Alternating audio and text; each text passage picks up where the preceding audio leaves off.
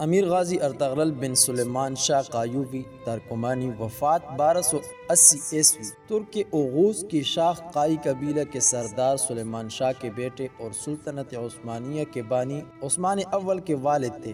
ولادت کا زمانہ سن 1191 عیسوی کے آس پاس کا ہے، جبکہ سن وفات 1281 عیسوی بتائی جاتی ہے، اور مدفن اناطولیہ کے شہر سوغوت میں واقع ہے۔ ارطغرل غازی ایک بہادر، نڈر، بے خوف، عقل مند، دلیر، ایماندار اور بارعب سپاہی تھے۔ وہ ساری عمر سلجوقی سلطنت کے وفادار رہے۔ سلطان علاء الدین کی قباد اول نے ارطغرل کی خدمات سے متاثر ہو کر ان کو سوغوت اور اس کے نواح میں واقع دوسرے شہر بطور جاگیر عطا کیے، اور ساتھ ہی سردار اعلیٰ کا عہدہ بھی دیا۔ اس کے پاس آس پاس کے تمام ترک قبائل ان کے ماتحت آ گئے تھے۔ غیر معتبر تاریخی حوالوں سے معلوم ہوتا ہے کہ ارطغرل کا تعلق غز ترک قبائل کی شاخ قائی قبیلے سے تھا، اور ان کا خاندان بیگ سردار کہلاتا تھا۔ ارطغرل ترک زبان کا لفظ ہے اور دو لفظوں ار اور تغرل سے مل کر بنا ہے۔ ار کے معنی آدمی، سپاہی یا ہیرو کے ہیں، جبکہ تغرل کے معنی عقاب، پرندے کے آتے ہیں، جو مضبوط شکاری پرندہ کے طور پر مشہور ہے۔ یوں ارطغرل کے معنی عقابی شخص، عقابی سپاہی یا شکاری ہیرو وغیرہ کے ہوں گے۔ تاریخ کی کتابوں میں ارطغرل کی زندگی کے احوال اور ان کی سرگرمیوں سے متعلق پختہ معلومات نہیں ملتی، البتہ ان کے بیٹے عثمان اول کے ڈالے ہوئے سکوں سے تاریخی طور پر ان کے وجود کی تصدیق ہوتی ہے۔ ان سکوں میں عثمان اول نے اپنے والد کا نام ارطغرل نقش کرایا تھا۔ تاریخ دانوں کو ان کے حالات زندگی کے حوالے سے ان لوک کہانیوں پر انحصار کرنا پڑتا ہے جو ان کی وفات کے 100 سال بعد سلطنت عثمانیہ میں مقبول ہوئی۔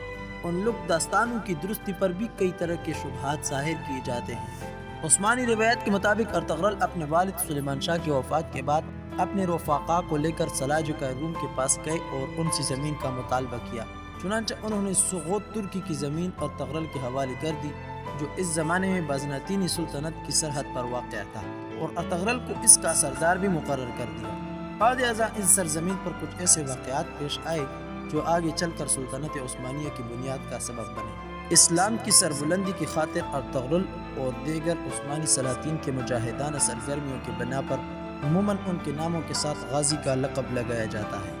ارطغرل غازی عمر بر سلجوقی سلطنت کے وفادار رہے، لیکن ان کی زندگی کے آخری ایام میں سلجوقی سلطنت اپنی آخری سانسیں لے رہی تھی، اور منگول سلطنت نے پورے اناطولیہ موجودہ ترکی پر قبضہ کر لیا تھا، جو ان کے لیے سخت تشویش کا باعث تھا، اور ان کی آرزو تھی کہ ایک عظیم اسلامی سلطنت کا قیام عمل میں آئے۔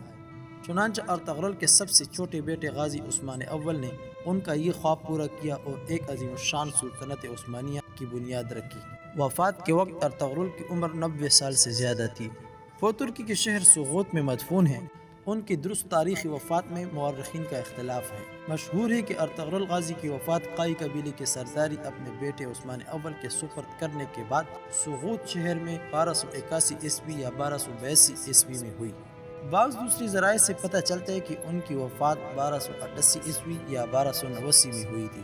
اگر آپ ارطغرل غازی کی اقوال زرین سننا چاہتے ہیں تو اس ویڈیو کے ڈسکرپشن میں لنک موجود ہے، اس پر کلک کر کے سن سکتے ہیں۔